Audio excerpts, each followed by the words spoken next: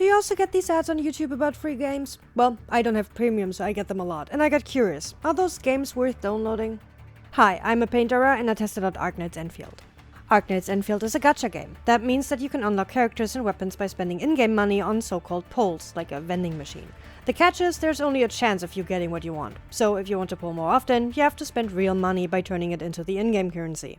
A little heads up before we start, I have no knowledge regarding Arknights. I went in fully blind and I had no expectations. My plan was to play it for a few hours and make a review of that, but I ended up playing through the entire story of the game. Up until the point where you need to wait for an update since it's being released in episodes. I'm also going to apologize since the game was not on my SSD in the first hour, so it will be laggy at the beginning. But at least I was able to take a good look at the loading screens. Arknights. Which is the first thing we will talk about. Grab something to eat and drink because this will be a long video. After creating an account, I got stuck on the loading screen for some time. We have a white 3D plane, a silhouette of a person looking down, inside of it a constantly moving panorama that shows various buildings in the landscape, a logo, and the soundtrack in the background. The logo represents Enfield Industries. The upside-down pyramid is Enfield's biggest invention, the proto-rig, and the screw can be the representation of the word industry itself. The silhouette is the administrator, the leader of Enfield Industries, and our main character. Shown from the side with their hoodie on, it can be either one of the two appearances you can later choose from at the start of the intro. A nice detail, after choosing your character, the silhouette changes to the appearance you chose. The soundtrack in the back gives you a feeling of constant movement, like conveyor belts, without anything exciting happening. It changes when the menu is loaded in.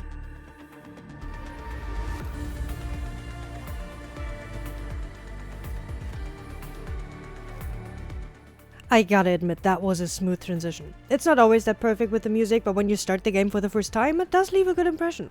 The soundtrack gives you the feeling of excitement, something is finally happening, and the game hasn't even started yet. The administrator is now walking on the 3D plane, confident as if they know how to navigate this place. I will not go into full details regarding the story, but I will talk about it. So, spoiler warning from now on, since I need to address the overall picture we are seeing here right now. The 3D plane could resemble the protocol space, which is like a storage of memories and data. It only starts forming when we enter it, so it could look like this without someone walking inside of it.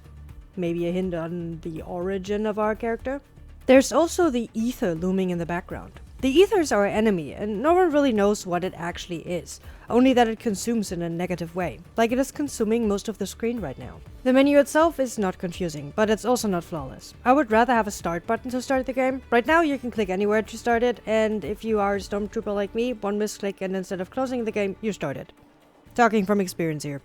With that being said, we can finally start with the game itself. I was recording my voice while I played it, so you will sometimes see my real reaction to things happening. We get an intro cutscene where we get told via the text in the corner that we are at the North Pole and at the end of the expedition. Two appearances are being introduced, and then you can choose the one you like. We have a cool sweater on and a cool jacket on top of that. Yeah, I'm gonna confirm. Oh, cool. Okay. So that's who we saw. That's a shape. Ooh. Okay, that looks beautiful. Oh! Where are we? I mean, North Pole, but oh my god. Who's our partner? Where is our partner? You've arrived. What took you so long? Sorry. I was held up. Loading screen, sorry. Ah!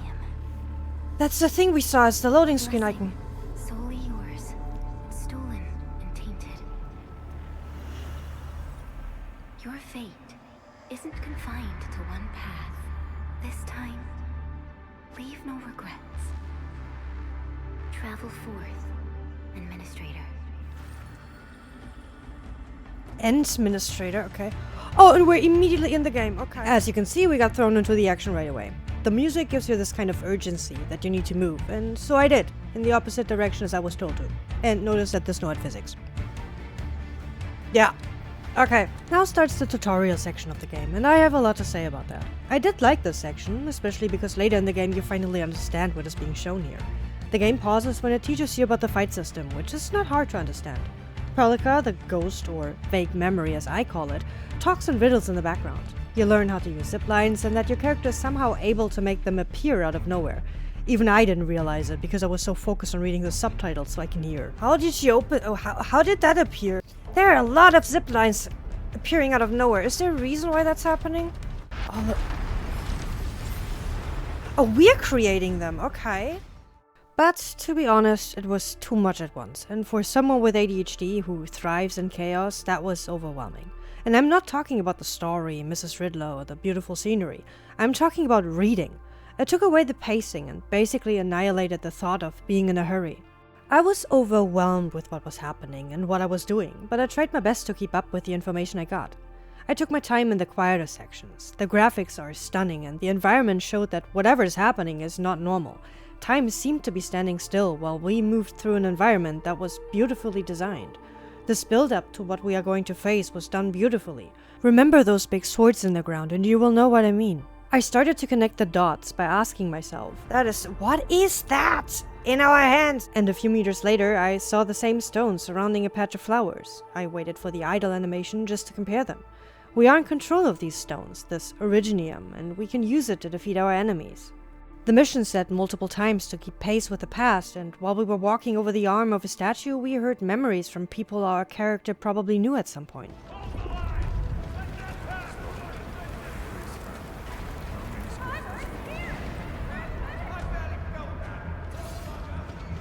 Those are memories, I think? I took my time reading the gravestones, tried to understand them, and started to question who our character is. I understood that the character was trying to remember things, but couldn't fully grasp those memories. And this big, upside-down pyramid in the sky was our goal. We had to get there for some reason, and after arriving, I just stood there, being overwhelmed by the stunning view. Oh my god, that actually does look beautiful. I'm sorry, but oh my god.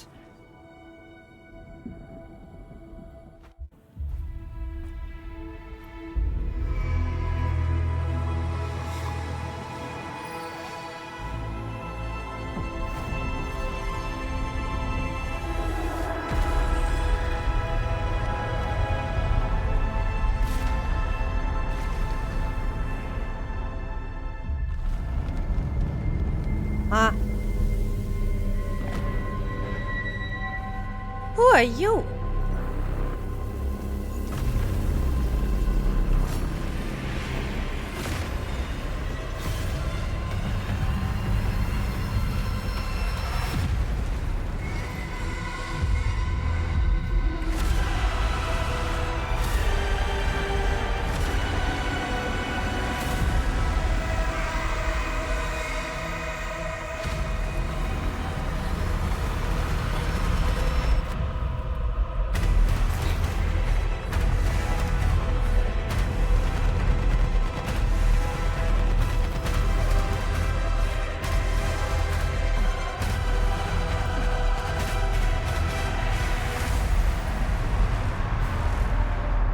Boom! Boss fight. Remember the swords? Seems like this guy is responsible for them being around. The design of that boss is beautiful. His name is Arknights, and its language makes you think it's some kind of god, even though it probably gets controlled by the figure up there.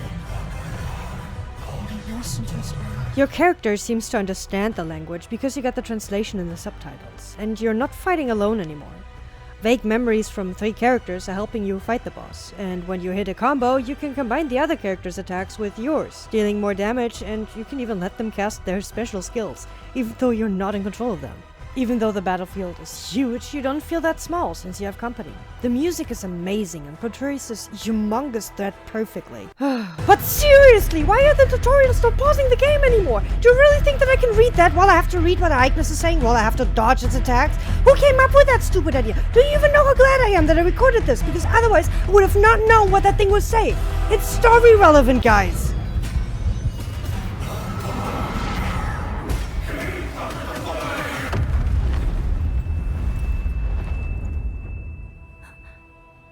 Do not forget our promise. I'll be waiting in the north.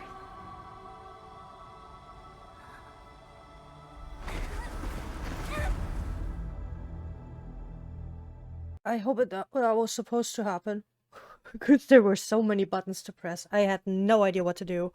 But I had goosebumps. That was beautiful music. Beautiful cinematic. I was not expecting that big of a boss. I was not expecting a boss at all. Butterfly. I'm a bunny.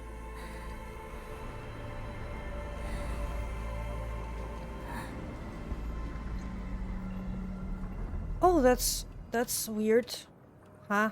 We find ourselves in a weird place, with a weird machine in front of us. It has a counter that doesn't work, and when we get closer, we find this upside-down pyramid laying on the ground. We place it inside the machine, and the counter starts, making plants start to grow, as if it literally starts life.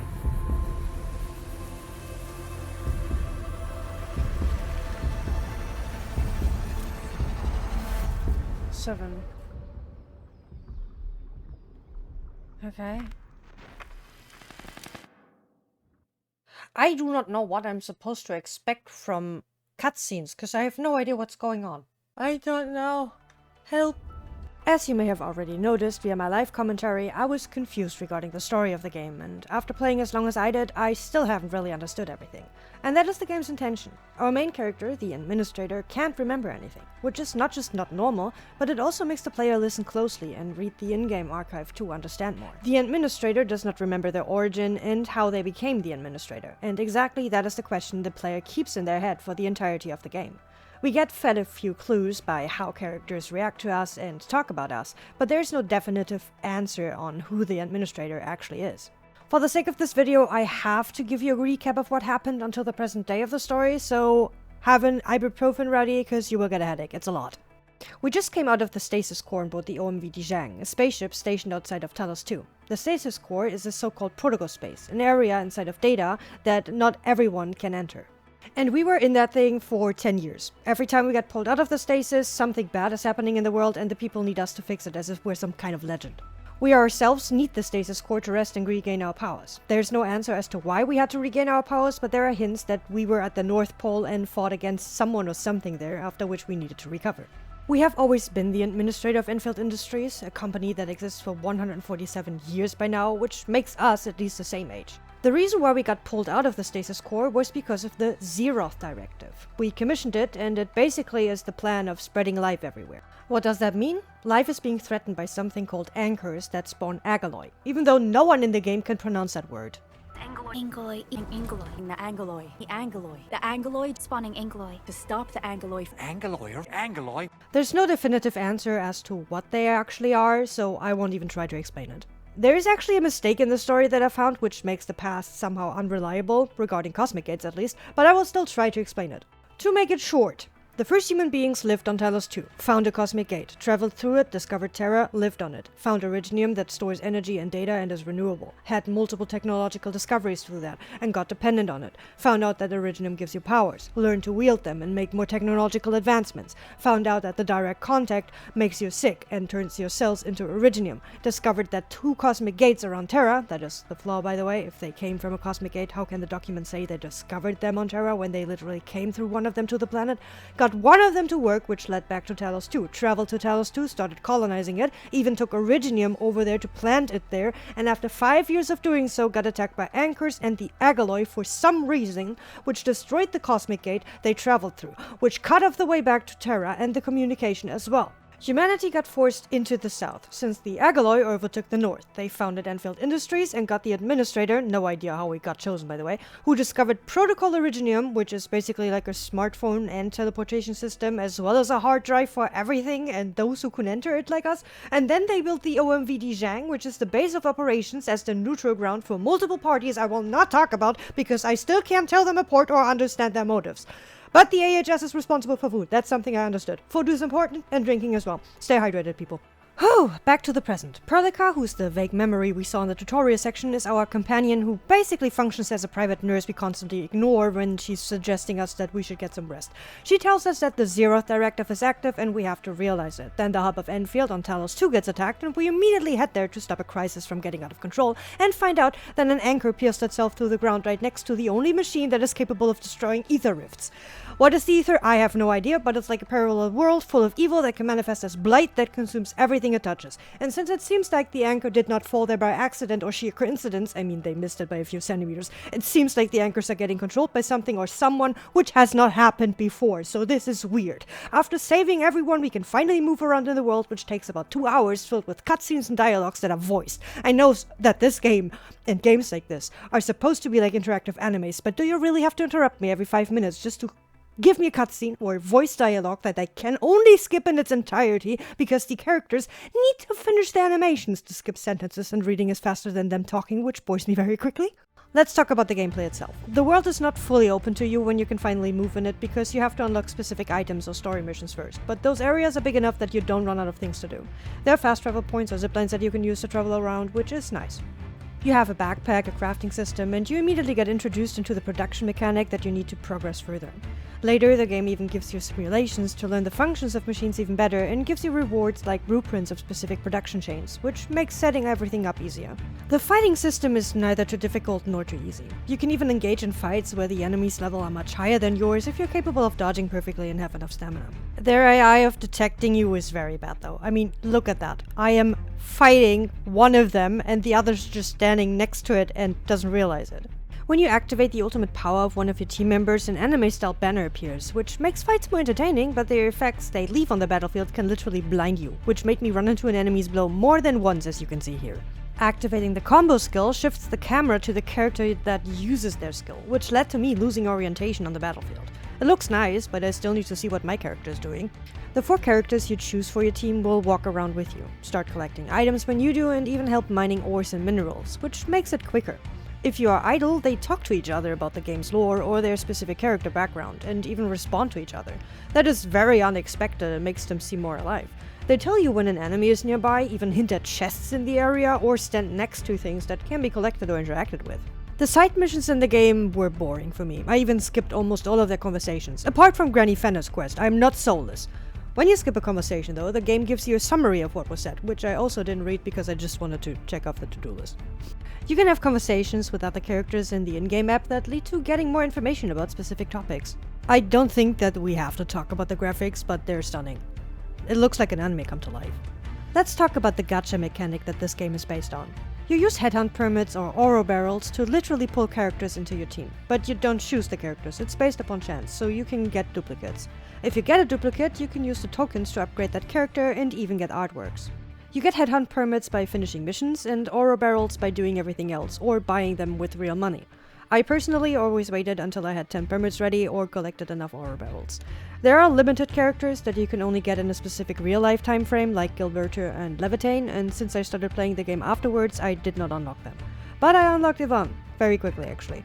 All the characters have different personalities and abilities that have their ups and downs, and their designs remind me of Cyril's MTC. Ember, Knight of the Order of Steel Oath, reporting for duty. As bound by the Pact, I shall obey your command until the crusade concludes. I think we all just got distracted by something. Oh god!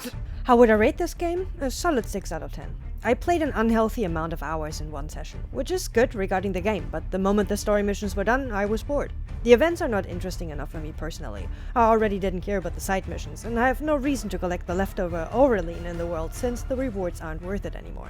I could go into some protocol spaces to collect the missing materials to completely max out the main characters, but I won't, since going in there over and over again is too repetitive for me. I can still max out the outpost by doing their mission, but I'm not interested anymore, since it is not necessary for the progression of the story. And waiting for a few weeks to get an update is something I hate the most, because when it will be there, I will not have enough dopamine to play it. I could use a space on my SSD for other games instead, like Genshin Impact. I will take a look at that game next, so if you're interested in that, there are some buttons you can interact with to show me, and or subscribe to my channel if you want to see more reviews of those free games. Final Fantasy is also on the list, and you can also let me know of other free games I should check out. But that's enough with this video. I hope you have a great time gaming, and don't forget to stay hydrated. Bye bye!